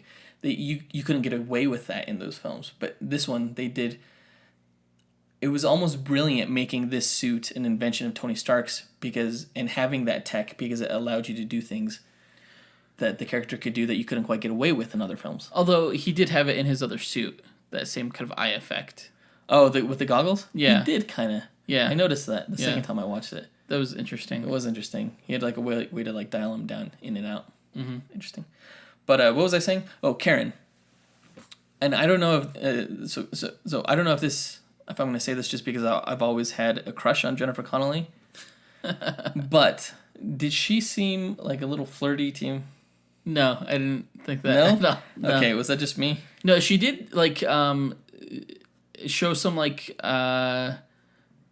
intelligence, some depth.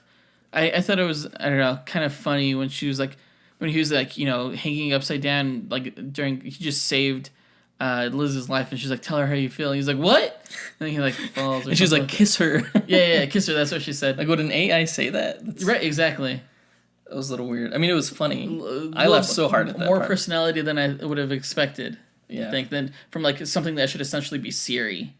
But then again, Jarvis always had a personality. Yeah, they always feel a little bit too human. Those Stark AI personalities. A little bit too human, a little bit too much deductive reasoning and independent thought. It's kind of scary. It's how you get Ultron. Yeah, it's how you get Ultron. But I still love the fact that she's married to Jarvis, or the actor. That Jennifer Connelly, the actress that does the voice for Karen, is married to the actor that did the voice for Jarvis. I think that's fantastic. Yeah, there are a lot of like little Easter eggs like that. She needs to be Jocasta. Jocasta is a Ultron AI. Oh. Or he kind of adapted her. Oh, never mind then. Yeah. So he already has Friday in the movies, doesn't he? Yes. Okay, never mind. So what did you think of we briefly touched on Ned Leeds. I thought he was annoying as well. There's not too much to talk about there. Like I mean, I can't fault him because he kind of acts like how maybe I would act in terms of like my best friend being the Spider-Man, but I just think there was maybe too much of him. A little bit, yeah. Peter just seemed like annoyed by him at some points too. Maybe I was just projecting. I was like, "Shut up, Ned." But I don't know. It was just. Yeah. I agree that I don't. We mentioned earlier that there was some kind of fan disgruntlement leading up to the film just because of the fact that Peter Parker is supposed to be this loner, and all of a sudden he has this best friend, and I kind of felt like, yeah, maybe you could have not used him, maybe. I don't know. Yeah, I don't think you really needed Ned. No. He's another character I would have done away with. But Maybe he'll pay off at some point too. Maybe his dad will become the Hobgoblin, or he'll become the Hobgoblin. I sort of feel like his character is kind of one that like dies later on. You think? Yeah. Hopefully. I'm just kidding. Speaking of characters that I was disappointed with, the Shocker. That confused me because the Shocker's powers in the comics is that he shoots shockwaves. And in this one, he had like Taser punch. A taser punch kind of thing. Yeah. It was like it was Crossbones like gauntlet thing from Civil War, but with an electric thing at the end. And then we never saw him like fully decked out in a costume. I remember seeing set photos of the Shocker, you know, like wearing the goggles, wearing like the full costume. Yeah, the full costume. And in this one, we never saw that. In this one, he just had the sleeves, which the Tinker called the shock dampeners. Yeah, and he only had one gauntlet too. Yeah, that's true. And there were two of them. The first Shocker was I forgot the actor's name, but he was Montana, which is one of the Enforcers characters. Which the Enforcers are the lamest Spider-Man villains of all time. But the first the guy who got killed by Michael Keaton, which was actually a fantastic moment in the movie. I thought it was the anti-gravity gun. That was so good. So good. That guy deserved to die. Like, he was being an asshole. Yeah. He's also like a clone of Tom Hardy. It's like, it's a good thing you killed him off because Logan, I'm going to be confused later on when Tom Hardy is Venom. Yeah, that actor looks exactly like him. But the beard kind of hit it a little bit. Yeah. But yeah, the Shocker was just disappointing because of the powers and because like the fact there were two Shockers, and I think the way he got his name was kind of a cheat and everything. But I do think Bokeem Woodbine did okay with what he was given. Yeah, it was much more minor than I thought it was going to be. He seemed like a real character in that setting where he was like wanting to run because all of a sudden the FBI and Iron Man was on their case. Just and everything. Smart villains. Yeah, they're smart enough to know to stay under the radar. You know? They did it for 8 years successfully. There's nothing campy or like maniacal or anything. They're just smart. Do you think the Vulture is the best MCU villain? Best MCU villain? For a single film villain, I guess. Maybe. Probably. He's definitely the best Spider-Man film villain since Dr. Octopus. Yes. Yeah. Absolutely, like hands down. Agree with that. I think Vulture is definitely up there as one of the best MCU villains. I've always thought I think Ego actually was a fantastic villain too. Like one-off villain. Except he was also dumb in that he revealed his the fact that he killed his mom. Overestimated. Yeah.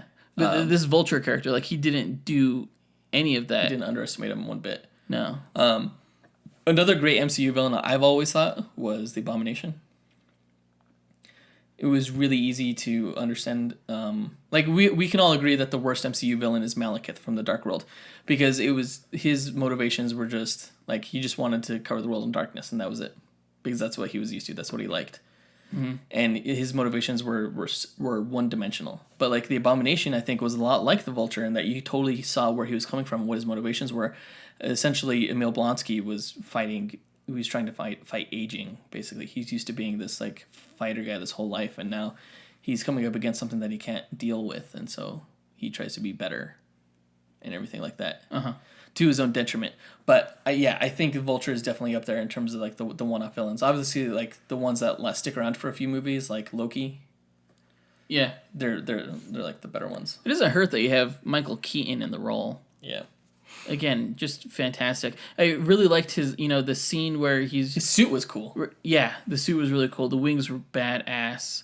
But like where he's talking with Peter at the very end, like when Peter finds their like secret headquarter lair thing, and like he shoots him so his hand is stuck to the table, and they're just talking, and it's like like when I saw like a glimpse of that like in the trailer and stuff, like I totally imagined like Michael Keaton just like totally Michael Keatoning it and just like going totally like, you want to get nuts, let's get nuts kind of deal. But no, he was like the whole time he played it just like really cool. Yeah. And just like really real. Yeah. Yeah. Yeah. And the whole scene right after that where he tore the building down around him and that moment straight out of the comics. I forget what comic it was, but I remember it was called The Final Chapter. Mm-hmm. It was a scene, it was a shot from the comics, or a scene from the comics where and this was, I think, during the Ditko days. It was one of the early days in Amazing Spider-Man. He was trapped behind this rubble, and he had to get some medicine to Aunt May, and it was just out of reach, and he couldn't get out of the rubble. Yeah. And so it's like one of the most powerful Spider-Man moments in comics, I feel. Yeah. It was, and the fact that they paid homage to that in this one, I thought, was so fantastic. It was a good emotional moment, and they didn't spoil it with any kind of like joke or humor at the end or anything like that. It was they let it be emotional. Yeah, and I felt so bad for him because like I get a little claustrophobic in tight spaces myself. Oh yeah, and that shot was extremely claustrophobic, and he's freaking out. Like I would freak out. Like he's calling out like help, I'm down here, and everything like that. And you realize again that he's just a kid who's in over his head, and he's human. Emotionally, if not physically, he's beyond human. Absolutely. I think one of my favorite shots in any Spider-Man film now is, the shot of him just looking at his reflection and half of his mask is sticking out, and it just kind of like, hitting home it's a great growth moment. Yes. Yeah. It was a fantastic scene. It was. I really glad. I think though, if I had to redo that scene, or if I was asked to redo that scene. Which you wouldn't be. Which I wouldn't be. I think one small thing that this movie was missing, though, I think I mentioned earlier regarding the origin, I think it could have used an Uncle Ben reference. And I think, that's because true. in the comics, when he was trapped under that rubble, he was like sitting there like kind of feeling sorry for himself, and he was thinking back to his Aunt May, and he was thinking back to his Uncle Ben and about why he became Spider-Man and his responsibility and everything like that, and how he couldn't let another person fall because of him or die because of him, and that's kind of what gave him the strength. I think that scene in the movie when he's trapped under the rubble could have done like with like just a brief, small maybe flashback to Uncle Ben, or something. And it would have been an easy setup. Like all you have to do is like show a photo of him, like in the Aunt May's apartment, where he glances at a photo of Uncle Ben or something like that. So this actor is established as this character, and that's all you needed to do. Right. I think really. Yeah. That's true. I heard a story that Tom Holland would have wanted Tobey Maguire to play Uncle Ben. I find that insulting. You can tell he's young because Tobey Maguire is not nearly as old enough to be married to Marissa Tomei. Well, he must be like 80. I would imagine Tobey Maguire is like at least 10 to 15 years younger than Marissa Tomei. Tobey Maguire is probably looking at that and is like, fuck you, Tom Holland. So, yeah, somebody else. But, yeah, I could have used that moment. After that, we get the fight with the Vulture. I mentioned briefly the Vulture suit. I want to talk about it a little bit more because it was pretty cool. It was much more versatile than I thought it was going to be. It almost had like this Dr. Octopus quality in that the wings could like grab and hold things and like prop himself up. They had like a lot more. They were a lot more maneuverable than I thought. So I'm not interested in seeing Dr. Octopus again anytime soon because this kind of felt like that. Because the wings weren't prehensile, but they did have like snippers and grippers and things like that. Yeah. Just such a badass. I want those wings. That shot where he's like waiting for the plane to take off from the Avengers Tower, like a gargoyle. Like a gargoyle. That was badass. Well, the whole like fight scene on the plane was something like we've never really seen. It was better than before. I thought it was gonna be. It was definitely better than I thought it was going to be. Like I'm not sure if you felt like the movie was spoiled based on what we saw in the trailers. I felt like it was, but it actually wasn't. Really? Okay. Yeah. It just like it was much cooler just with the added effects of like the whole like I don't know what to call it invisibility kind of shielding that the plane had. That was pretty cool. So like retroactive panels. Yeah, when they're retroreflective. When they're battling and like it's like all lit up and sparkling with all these lights and stuff. It was pretty cool. I do have to say that it was ballsy of them to kind of do like a plane aiming for skyscrapers in New York City, kind of. It wasn't aiming; it was just like heading that apart. direction. Because I'm sure, like if if anyone, If not it just had crashed into one? yeah, that would have been a really poor taste probably. But like any New Yorker who like just sees like, and you don't even have to be a New Yorker, just like you see a plane like near some skyscrapers and you just get like this horrible sinking feeling. I kind of got that. I was like, oh, are they gonna crash this plane into some buildings? But they didn't. They crashed it at like what was it, Coney Island or something like that. Still a really cool fight scene. I think it's better than anything that was done in the Amazing Spider-Man films. Yeah, I would agree. I would agree with that. I mean, the whole end thing where like he's about to kill Spider-Man and then doesn't because he sees the arc reactors. Yeah. That was a little weird for me. Like he should have killed Spider-Man then gotten the arc reactors. Yeah. Like, but like I don't know if he hit his head real hard or something like that. He just seemed a little off during that last fight scene. Yeah. Part of me was kind of sad that like his wings were damaged in the crash. Oh yeah. Because it kind of seemed not necessarily Deus Ex Machina. Like it wasn't because Peter kind of caused the crash. So I guess you could say he was responsible for the damage to the wings. But right when I saw that, I was like, oh, okay, the fight's kind of pretty much over now. I mean, they were functional enough. That was a great scene where like Peter took off the mask and his ears were ringing and stuff like that, and then out of the silence came the Vulture. That was a pretty cool shot. But like he was able to fly over to the arc reactors. They only really started malfunctioning because the radiation from the arc reactors was setting off the Chitauri power cores. Yeah. In his suit. Yeah. That's like why they really started malfunctioning. So if he wouldn't have done that, he wouldn't have like. He maybe would have won. Maybe. I only have a few more notes. I one of them is involving the teachers in Peter's school. They're all deadpan. Martin Starr had great deadpan delivery on almost all his lines. Like even something like, "I told you what I tell you about not using the bell for comedic purposes." Like something that was just hilarious to me. Like the shop teacher, like Peter's hammering the power core out of the thing and like it almost like blows up. And like the teacher without skipping a beat, not even looking up from his magazine or whatever, he's like, "Keep your hands away from the blade." And am I gonna butcher his name again? Hannibal Buress. Son of a bitch! Hannibal Buress. His deadpan delivery was great too. Like, where you going? Where you going? Come back here. I'm pretty sure this guy's a criminal now.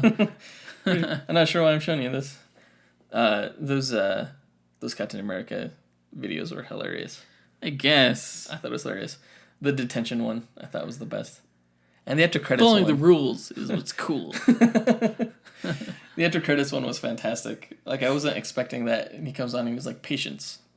Sometimes it's worth it. Sometimes it's not. There's no payoff. There, absolutely nothing happens." Something like that. How many more of these do I have to do? That was great. No, I thought there were 3 after credit scenes. There were only 2. Yeah, there were only 2. And I'm still. Oh, Happy Hogan was another one of the adults that had perfect deadpan delivery. Yeah, it's Jon Favreau. Yeah, he's good at that. Yeah. Sorry, what were you gonna say? So the Vulture knows Peter Parker's Spider-Man. Yes. Do you think he's going to keep that a secret because Peter saved his life, or do you think he's... Well, that's a good question. I don't think that, obviously, he's not going to come back to be the villain in the sequel, so yeah, I think he's going to keep it a secret. The only way I could see him coming back to be a villain is if they go the Sinister Six route, in which case I don't think he'll keep it a secret. Or he may, like, sell it to somebody else while he's in prison. I'm really hoping that for a sequel, I'm really hoping that they finally do Kraven the Hunter. Just because I think he would be the dichotomy between Kraven the Hunter's character and this fresh-faced Spider-Man, would just be so fantastic. Where he's, like, hunting him, Well, I keep hearing rumors that Kraven might be one of the villains in the Black and... No, fuck that. Black and Silver. You have to do... Black. No. Fuck that. Kraven's too good of a character. Well, but I've also heard, like Scorpion. Like, the reason they introduced Matt Gargan in this film was so that he could be in the Black and Silver film. Which, now that I think about it, like, Black Cat is always supposed to be, like, this, like, romantic interest for Spider-Man. But if Spider-Man is in high school, you can't cast, like, a sexy character like Black Cat to be in high school. Which is why I'm saying don't do the Silver and Black film. Yeah. I've said that all along. Because then, like, when things do get romantic, she's just going to, like... it's gonna be awkward. Is she gonna be like, "Oh, are you 18 now, Peter?" or something just weird? I don't know. Gross. Uh, um, I think that's pretty much it for this review. Overall, I mean, I think the film did a better job of like capturing what it's like to be like a real world superhero better than like even Kick-Ass the movie did. Oh yeah, I would agree. And It felt like a real world, and it felt like he was just a small part of it, you know? Yeah. And between that and all the fun action set pieces, I mean, the Washington Monument scene was a fantastic set piece. You know, the way he's climbing up it, and even him losing his grip just a few moments. Like, he was kind of sliding as he was climbing up that Washington Monument. And I'm used to thinking of Spider-Man's grip as being something that's like absolute, but like the fact that he was like struggling to race up the monument brought some tension to it, which I thought was fantastic. Part of on that scene, I was like, if this was the video game, I would have been up there so much faster. You know, that's true. You could climb the Empire State Building in Spider-Man. If anything, like game and like if anything, you just like shoot a web, and then you swing down and use that downward momentum to like pendulum higher than you were before. Does that really work though, physics wise? Yes, I don't know. You need to push off something in order to swing higher than your initial starting point. Yeah, maybe. I don't know. Your overall thoughts? Is that what you were talking about? Yeah. Well, my overall thoughts was great action set pieces. Oh yeah. Yeah, relatable, down to earth. Just a great movie. Just a great Spider-Man film. That I look forward to seeing again. Yeah. I'll see it again in theaters. Like I'm surprised how successful it came across. Just considering the fact that like the villain of the piece and Spider-Man didn't interact all that much. It's not like Star Wars where the Vulture killed Peter Parker's parents or anything like that. Right. These were just two characters who existed in this much bigger universe who just happened to collide. But I never like lost a sense of like the stakes of the film or like of any kind of tension. And I think a lot of that has to do with just like the two with the acting and the characters and the writing of the protagonist and antagonist. I thought it was just done fantastically. It doesn't hurt that you have Robert Downey Jr. as Iron Man in the film either. Yeah, he was fantastic. He was more likable in this film than he's been in a while. Yeah. It makes me want an Iron Man 4 film, the way he was acting. That last scene where like Peter Parker turns him down, he's like, "Oh yeah, it was a test, you passed, good job, whatever." And then Pepper Potts comes out, and which I was not expecting. He just proposes. Yeah, and then he was thinking about proposing. He's like, "Well, what can we do?" He's like, "Happy, you still have that ring?" And then like Happy's pulling out the ring, and like the look on Gwyneth Paltrow's face was just like, "Really? Like this is dumb." And the look on like Tony Stark's face was like, "Oh my god, am I about to propose right now?" Like the dynamic between those characters. Say what you will about like Gwyneth Paltrow and the like, and like the whole Iron Man 3 mess of a movie, but those two actors have fantastic chemistry together. I really want to see an Iron Man 4 film. Really want to see Spider-Man Homecoming sequel. I don't know what they'll call the film, but yeah, I want to see Kraven in that film. I want to see some kind of, now that Aunt May knows, I want to see some Uncle Ben reference, at least a passing reference. They kind of set up some stakes for the next Avengers film too, because if he is engaged to Gwyneth Paltrow's character Pepper Potts now, he has something to lose. That's true. And maybe he does lose that. Yeah, we know that Thanos kills half the universe in the comics with the snap of a finger. Yeah. So maybe she's one of the ones that disappears, and so it makes it personal for and Aunt May and everybody close to the heroes. Yeah, maybe. And some of the heroes themselves. What did you think of that suit, that new suit that he made for Peter? The Iron Spider suit? Yeah. Everybody's saying it looked like Iron Spider, but to me it looked more like Ben Reilly's suit. I agree. Yeah. Like Ben Reilly. I mean, not as Scarlet, because we all know that the original homemade Spider-Man suit that he's wearing in the last fight with the Vulture, that's based off of Ben Reilly's Scarlet Spider suit. But Ben Reilly did take over as Spider-Man for a while, and he had like this big spider symbol on his chest where the legs went over his shoulders and everything. That's what it reminded me of. That's what I thought it was an homage to, and it might be. But it did have some gold trim around it too, so it was like a combination of the two suits. I almost think like it's like one step closer. Like if you're gonna do Miles Morales in this universe, which they probably won't, but then again they did allude to him. They did reference him with the Prowler. Yeah. that like just based off the technology that the plane had, because I know like Miles Morales has some extra abilities that Peter Parker doesn't have, like invisibility and stuff like that. Like that's a way to do those extra abilities now with just have him in a the retro reflective panels. Yeah, like a Stark designed suit. That's true. Good point. I don't think we'll see Miles Morales anytime soon in the cinematic universe because he is getting his animated movie. Right. So, but yeah, I did like that Easter egg with Donald Glover and Aaron Davis. He seemed really stoned. I have no idea. Like if they ever make like a Prowler film, like spin-off film, it's like the first half of it, he's gonna have to be in rehab or something like that. I don't know. I did like the line where he's like, "Oh, that'll dissolve in 2 hours." By the way, hey man, I got ice cream in here. You're a bad guy. You deserve that. You're a criminal. Yeah, it would be great for him to get his own film. I would rather see that spin-off film than Silver and Black. Oh, I've always liked the Prowler. Yeah, I always thought he was a cool character. Yeah, with his air compression blasters and everything. Pretty cool. Yeah.